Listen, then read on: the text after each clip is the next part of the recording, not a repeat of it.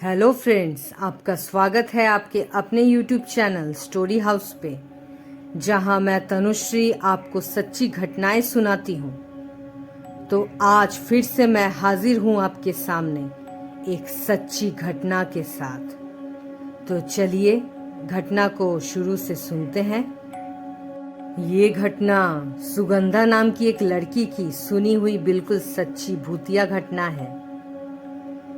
इस घटना के बारे में मुझे मेरी मैम सुस्मिता घोष से पता चला था। तब मैं स्टैंडर्ड 12 में थी। एक दिन जब बहुत बारिश हो रही थी, तब क्लास में बच्चे बहुत कम आए थे और उसी दिन हम सब ने मैम से जिद कर डाला, मैम आज एक हॉन्टेड स्टोरी सुनाइए ना प्लीज। मैम ने भी ज्यादा कुछ ना सोचते हुए हमें अपने जीवन की सच्ची घटना सुनाने का फैसला कर लिया। मैम ने अपने शब्दों में घटना के बारे में बोलना शुरू किया। मैं जब स्कूल में पढ़ती थी, तब मेरी 2 बेस्ट फ्रेंड्स हुआ करते थे। हम 3 दोस्त हमेशा एक साथ ही रहते। स्कूल के टीचर्स और यहाँ तक कि प्रिंसिपल को भी हमारी दोस्ती के बारे में पता था। मेरे दोस्तों का नाम माया और वैशाली था। हम 3 दोस्त एक दूसरे के घर भी जाते और खूब मस्ती करते। हमारी दोस्ती देखते ही देखते बहुत गहरी हो गई थी।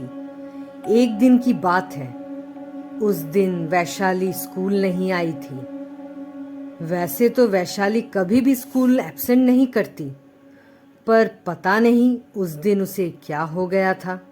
हमारी क्लास टीचर ने मुझसे और माया से वैशाली के बारे में पूछा भी था, लेकिन मेरी तरह माया को भी वैशाली के बारे में कुछ भी नहीं पता था।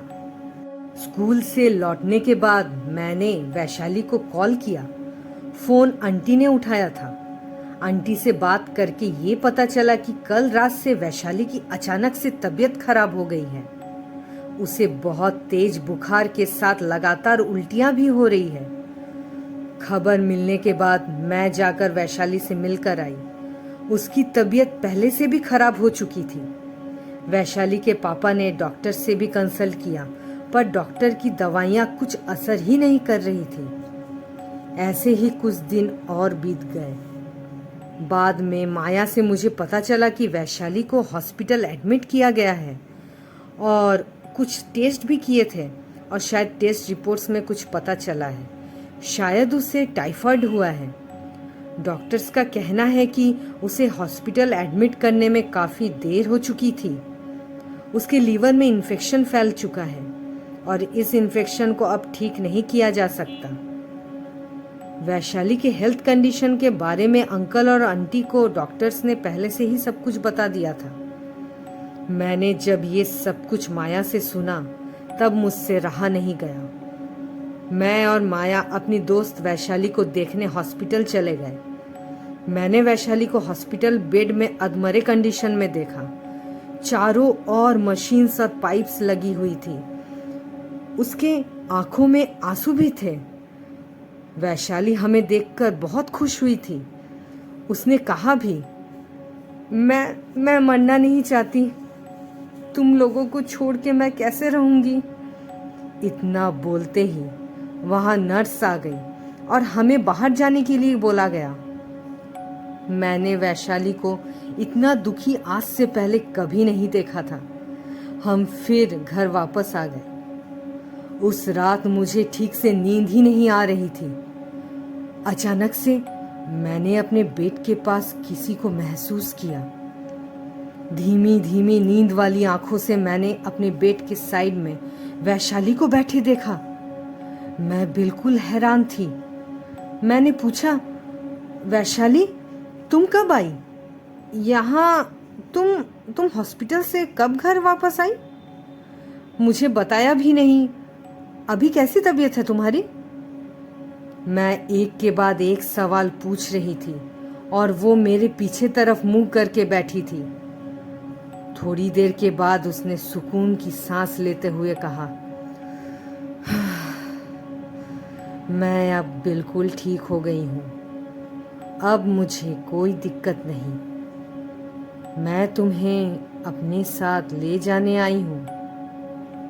मैंने पूछा, कहाँ चलना है इतनी रात को? कल सुबह चलेंगे ना?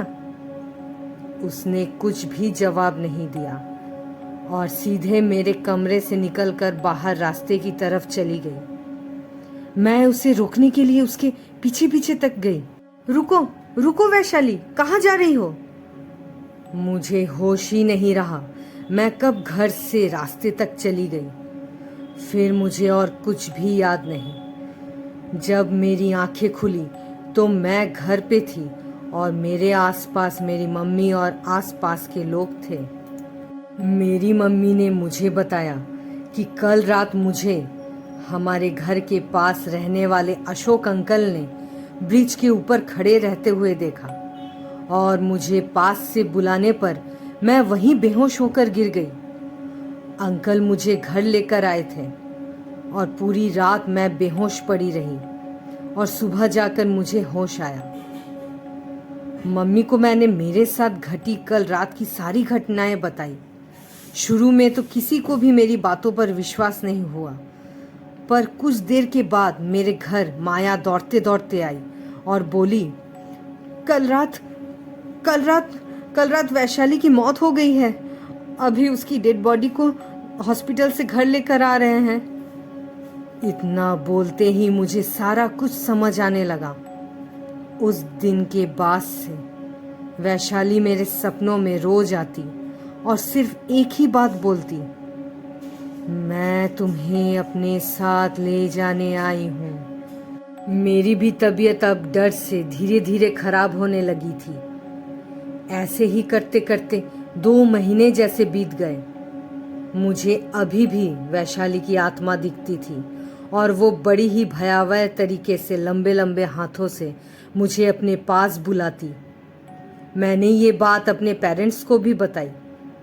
दूसरे ही दिन मेरे पापा ने मुझे एक साधक बाबा से झड़वा कर एक ताबीज बांध दी मेरे गले में।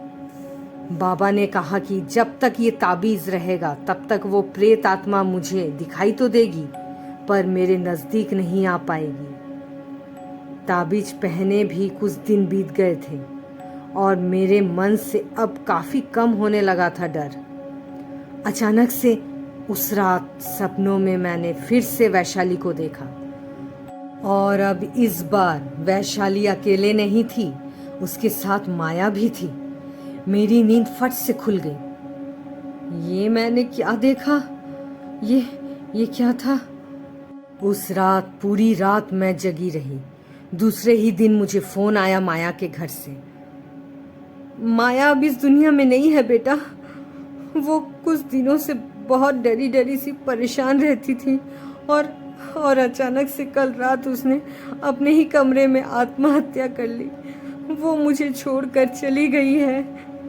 उसकी मम्मी की आवाज़ थी। ये सुनकर मैं वहीं रोने लगी। मेरी जान तो उस लॉकेट की वजह से बच गई थी, वरना वैशाली अपने साथ मुझे भी ले जाती।